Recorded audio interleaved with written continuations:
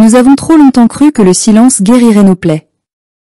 Nous avons trop souvent fermé les yeux, espérant que le temps ferait justice. Mais chaque fois que nous avons choisi le calme, le pouvoir a choisi le mépris. Et aujourd'hui encore, la Côte d'Ivoire s'avance vers l'abîme, guidée par l'arrogance d'un régime qui refuse d'entendre la voix du peuple.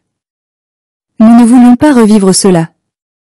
Nous avions rêvé d'une Côte d'Ivoire réconciliée, apaisée, reconstruite sur les cendres de nos douleurs.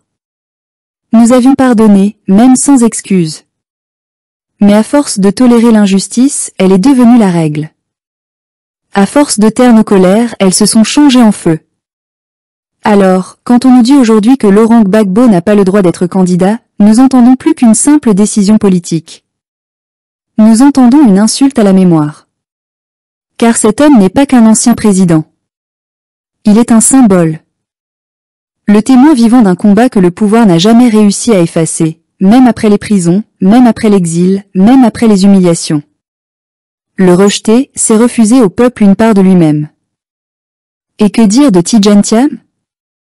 Un autre fils du pays, victime du même verrouillage, du même refus d'alternance, du même mépris pour la diversité politique. Ainsi, le pouvoir veut décider seul de qui a le droit de parler, de qui a le droit de rêver, de qui a le droit de se présenter au peuple. Mais une démocratie où le choix est confisqué n'est plus une démocratie. C'est une façade. Un théâtre où le scénario est écrit d'avance. Alors oui, la rue gronde. Les routes se bloquent. Les jeunes sortent, les cœurs s'enflamment. Ce n'est pas un caprice. Ce n'est pas de la haine. C'est une réponse à l'étouffement. Quand on ferme toutes les portes du dialogue, il ne reste que la rue pour parler. Mais nous savons aussi que cette colère est un feu dangereux. Nous l'avons déjà vu brûler nos quartiers, déchirer nos familles, emporter nos enfants. Nous savons le prix du chaos, car nous l'avons payé, autrefois, en sang et en larmes. Nous savons qu'une désobéissance civique peut libérer une nation, mais aussi la consumeur si elle n'est pas guidée par la sagesse. Et pourtant, comment rester immobile face à tant d'injustice ? Le pouvoir actuel parle d'ordre, de stabilité, de progrès. Mais quel ordre, quand la loi devient un instrument au service d'un clan ? Quelle stabilité, quand la peur remplace la justice ? Quel progrès, quand la jeunesse n'a plus d'autre avenir que la colère ou l'exil ? Nous ne voulons pas d'un pays où l'on confond la force avec le droit. Nous ne voulons pas d'une paix qui repose sur le silence des humiliés. Depuis trop longtemps, le RHDP a confondu gouverner et régner. Il s'est installé comme une évidence, comme si la Côte d'Ivoire lui appartenait. Mais la Côte d'Ivoire n'appartient à personne. Elle appartient à son peuple, à son histoire, à ceux qui ont versé leur sueur et leur sang pour qu'elle demeure debout. Et aujourd'hui, ce peuple dit non. Nous disons non à un 4e mandat. Non à la confiscation de la démocratie. Non à l'exclusion déguisée en légalité. Non à la peur comme moyen de gouvernement. Non à ce pouvoir qui s'imagine éternel alors que tout pouvoir, tôt ou tard, s'effondre sous le poids de son arrogance.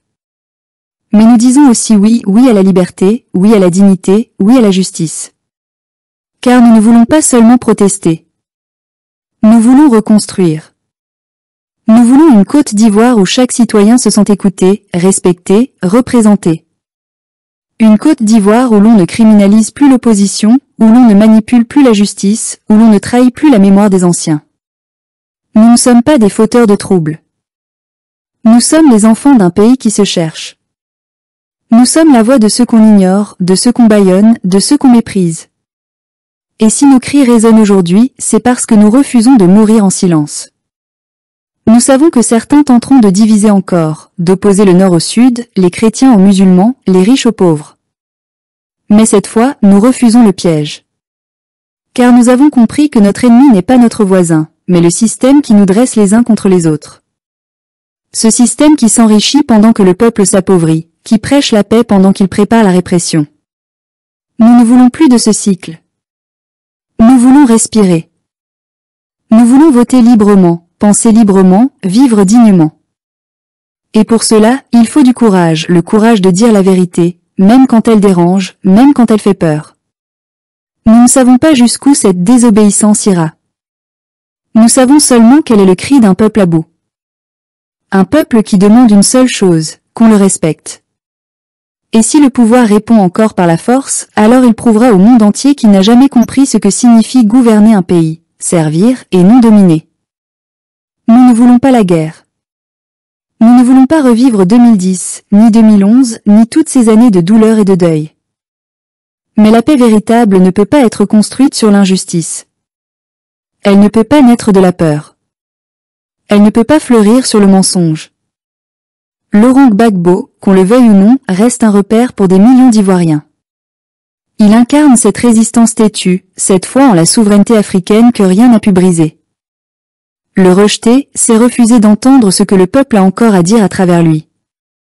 Et un pouvoir qui refuse d'écouter son peuple prépare sa propre chute. Nous ne sommes pas naïfs. Nous savons que le combat sera long, que la route sera difficile. Mais nous avons la mémoire pour guide et la foi pour arme. Car nous avons appris, à travers toutes les épreuves, que l'histoire ne se répète pas toujours. Parfois, elle se corrige. Nous voulons croire qu'un autre avenir est possible. Un avenir où nos voix compteront autant que nos souffrances. Un avenir où l'État ne sera plus un instrument de vengeance, mais un outil de justice. Un avenir où les élections ne seront plus des champs de bataille, mais des moments de fierté nationale. Nous ne voulons plus survivre. Nous voulons vivre. Et vivre, c'est pouvoir choisir. C'est pouvoir dire non sans craindre pour sa vie. C'est pouvoir espérer sans être puni. Alors, oui, nous désobéissons. Mais c'est une désobéissance du cœur, une révolte de dignité. Nous ne brûlons pas pour détruire, nous brûlons pour renaître. Et si notre colère est grande, c'est parce que notre amour pour la Côte d'Ivoire l'est encore plus. Un jour, le vent tournera. Et ce jour-là, ce n'est pas la vengeance qui guidera nos pas, mais la mémoire. Car nous voulons que nos enfants héritent d'un pays debout, pas d'une blessure ouverte. Et quand ils nous demanderont pourquoi nous avons marché, crié, résisté, nous leur répondrons simplement, parce que nous avons aimé la Côte d'Ivoire, au point de ne plus vouloir la voir souffrir.